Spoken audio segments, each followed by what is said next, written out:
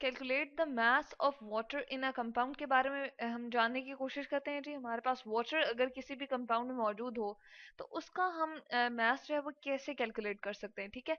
इसके जानने के लिए हम ऐसा करते हैं कि एक फॉर्मूला ले लेते हैं जो कि हमारे पास किसका है, सोडियम कार्बोनेट का है, ठीक है। हमारे पास है जी वॉशिंग सोडा Na2, ठीक है, CO3, और इसमें हमारे पास 10 वाटर मॉलिक्यूल्स प्रेजेंट होते हैं जो इसकी क्रिस्टल बनाते हैं। इसकी एक खास किस्म की जो शेप बनती है वो इन 10 मॉलिक्यूल्स की अरेंजमेंट होती है, 10 वाटर मॉलिक्यूल्स की एक खास अरेंजमेंट होती है, ठीक है। तो एक कंपाउंड में हमारे पास वाटर मौजूद है, इसकी हम जो है वो क्या करना चाह रहे हैं, मास कैलकुलेट करना चाह रहे हैं। तो हम क्या लिखते हैं जी, हमें चाहिए मास ऑफ वाटर, ठीक है, मास ऑफ वाटर, ठीक है। हमने इसको कैलकुलेट करना है और किस तरह से कर सकते हैं। सबसे पहले तो हमें क्या चाहिए, हमें चाहिए जी इसकी जो वाटर है उसका रिलेटिव एटॉमिक मास, हमें हर एक उसके एलिमेंट जो मौजूद है उसके अंदर उसका हमने मास निकालना है, ठीक है। और उसको फिर मल्टीप्लाई करना है number of atoms in formula से, ठीक है। ये हमारे पास टोटल इसका जो है फार्मूला आ जाता है इस तरह से।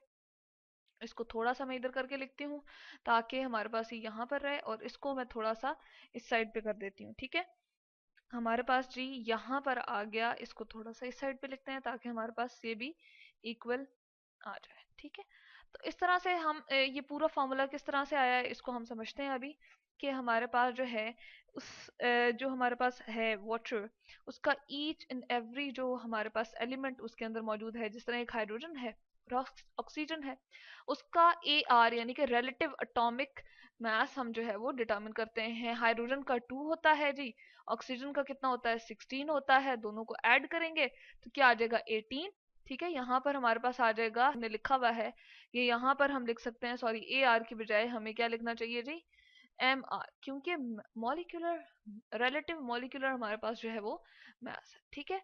इसको हम यहाँ से हटाते हैं, ठीक है, और इसकी जगह लिखते हैं MR।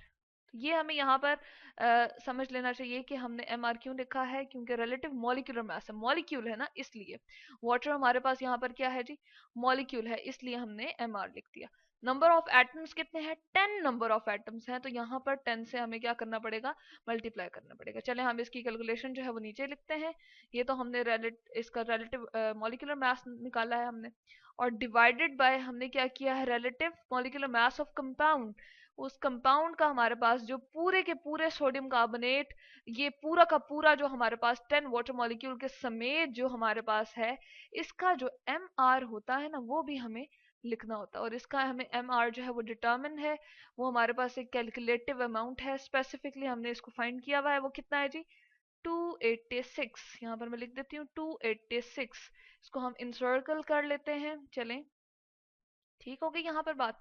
और मल्टीप्लाई करना पड़ेगा मास ऑफ सैंपल से, तो तब हमारे पास जो है वाटर का मास, यहाँ पर मैं लिखती हूँ मास ऑफ सैंपल, यानी कि कितना हम ले रहे हैं ना, जो हमने लिया है मास ऑफ, ये मैं यहाँ छोटा सा नीचे करके लिख देती हूँ जी, मास ऑफ सैंपल, ठीक है। जो हमने ये वॉशिंग सोडा लिया हुआ है, सोडियम कार्बोनेट टोटल लिया हुआ है, वो कितना लिया हुआ है, और उसमें हमारे पास वाटर का मास कितना है, उसको डिटरमिन करने के लिए ये सारा का सारा हमारे पास फॉर्मूला है, ठीक है।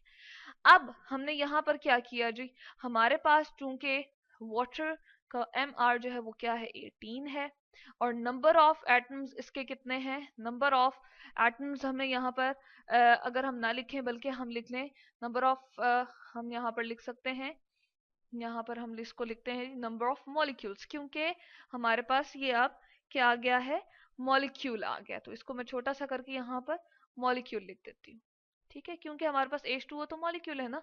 तो हम लिखते हैं molecule, number of molecules in formula. इस फार्मूले के अंदर कितने नंबर ऑफ मॉलिक्यूल हैं, तो हमारे पास 10 नंबर ऑफ मॉलिक्यूल्स हैं, ठीक है। उसके बाद हम क्या करेंगे, इसको डिवाइड करेंगे, किससे, हम डिवाइड करेंगे जी 286 से, जो हमारे पास था, जो हमारे पास मौजूद है MR। तो हम लिख देते हैं 286 जो कि हमारे पास है MR 286, ठीक है। और मल्टीप्लाई करेंगे, अब कितने हमें उसमें चाहिए, लेट सपोज हम जो है वो 10 ग्राम के लिए हम इसको डिटरमिन करना चाहते हैं, तो मैं इसको लिखती हूँ जी 10 ग्राम, ठीक है। मास ऑफ सैंपल हमें अवेलेबल है कितना है जी, 10 ग्राम हमें किसी ने जो है वो धोबी सोडा डाल के दिया, ठीक है, वॉशिंग सोडा हमें डाल के दिया, Na2CO3 10, उसकी क्रिस्टल हमें 10 ग्राम दे दी, ठीक है। तो इस तरह से हम कैलकुलेशन करते हैं जी कैलकुलेटर से। हम लेते हैं, हमारे पास क्या क्या है, यहाँ पर हम लिखते हैं 18 है, 18 मल्टीप्लाई बाय 10, ठीक है, डिवाइडेड बाय 286, ठीक है जी। और फिर हमारे पास मल्टीप्लाई आ जाएगा, किसके साथ हमने करना है, 10 के साथ, ठीक है।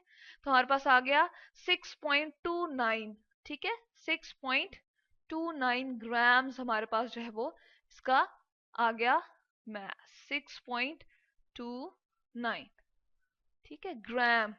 ये हमारे पास क्या आ गया है, मास ऑफ वाटर आ गया है। हमने डिटरमिन कर लिया कि जो हमें मास ऑफ वाटर चाहिए था वो हमने यहाँ से कैलकुलेट कर लिया कि 10 ग्राम में जो हमें अवेलेबल था, जो कि धोबी सोडा हमें दिया गया, सोडियम कार्बोनेट डॉट Na2CO3.10H2O उसमें हमारे पास मौजूद थे।